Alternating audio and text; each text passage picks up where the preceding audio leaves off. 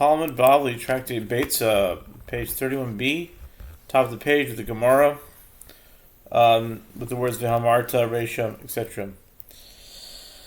The Gemara wonders at the wording of the Mishnah, but didn't you say in the first clause of the Mishnah that one may not chop beams at all on the festival, ostensibly due to the extra effort involved? Why then does the Mishnah define how one may chop, even permit the use of a cleaver? Rabbi Yehuda said. Shmuel said, the Mishnah is incomplete and is teaching the following. One may not chop wood from the pile of beams intended for construction, nor from a beam that broke on the festival itself, as it is considered muksa. However, one may chop wood from a beam that broke on the eve of the festival, since it has presumably been designed as firewood. Yet, even when one chops such a beam, it must not be done in the weekday manner. An adjustment must be made. Therefore, one may not chop it neither with an axe, nor with a saw, nor with a sickle, but with a cleaver. The Gemara comments, this opinion, which is in accordance with the opinion of Shmuel, is also taught in Beitzah.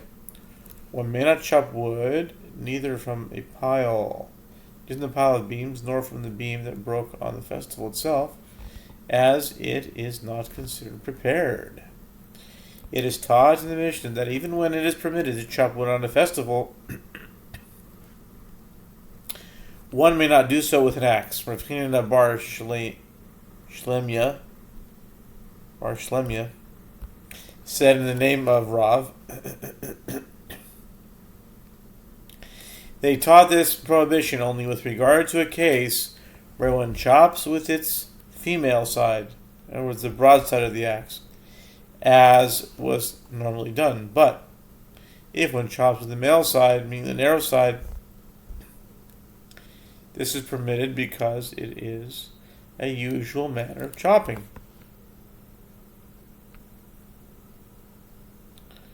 The Gemara challenges, it is obvious that one may do so in this unusual fashion, as we learned in the Mishnah that it is permitted to chop with a cleaver, and chopping with the narrow side of an axe is similar to chopping with a cleaver. The Gemara explains it was necessary to teach this halakha, lest you say this applies to a cleaver, as it is narrow on both sides.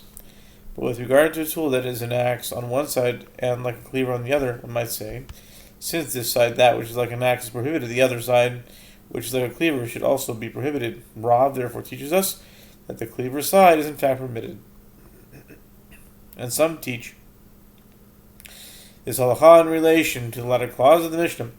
Rather, with the cleaver of Chanina bar Shlemya said, in the name of Rav, they taught that it is permitted to chop wood on a festival from a beam that was broken the day before, as stated previously, when one does so only with its male side, but if he chops with the female side, it is prohibited. The Gemara challenges,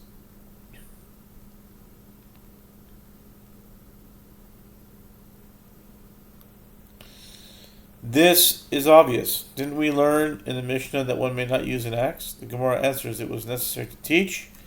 This halakha, as you say, the prohibition applies only to an axe, but with regard to a utensil that is both axe and a cleaver, in other words, that is broad on one side and narrow on the other, one might say, since this side, the narrower side, is permitted, the other, broader side, should also be permitted. Rav therefore teaches us that they did not permit one side due to the other. New Mishnah.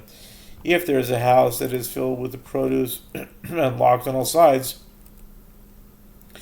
and a hole formed in one of its walls or its roof, one may not remove produce through the place of the hole. The produce is not considered muktzah, even though one cannot reach it without the existence of the hole. Rabbi Meir says one may even make a hole ab initio and take produce through that opening. The Gemara says, the Gemara wonders at Rabbi Meir's statement, why does he permit one to make a hole in order to remove the produce ab initio? Isn't one who does so dismantling a tent, thereby performing a biblically prohibited labor? Rav Nachumi Barada said that Shmuel said here it is referring to bricks placed one on top of the other, but not cemented together. This is not considered a building at all. The Gemara challenges, is that so? But didn't Rav Nachman say with regard to these bricks remaining from a building It is permitted to handle them on Shabbat since they are fit to sit on. However, if one arranged them in rows, one on top of the other, he has certainly set them aside from his intentions. This indicates that even bricks placed on top of one another without being cemented together are nonetheless considered muktzah. Rabbi Zera said, Rabbi Meir was referring to a festival. On a festival they said that one may do so, but they did not allow it on Shabbat, even in such a manner. Nachman was speaking of Shabbat. This opinion was also taught explicitly in the following Beitzah. Meir says, one may even make a hole in a festival of an issue and remove the produce from inside. They said this with regard to a festival, but not with regard to Shabbat. Shmuel said, in the case of fastenings made of knotted ropes that are attached to the ground and that serve as closures for doors of cellars and caves, one may untie the knot, but one may not unravel the rope itself into its constituent fibers, nor cut the rope.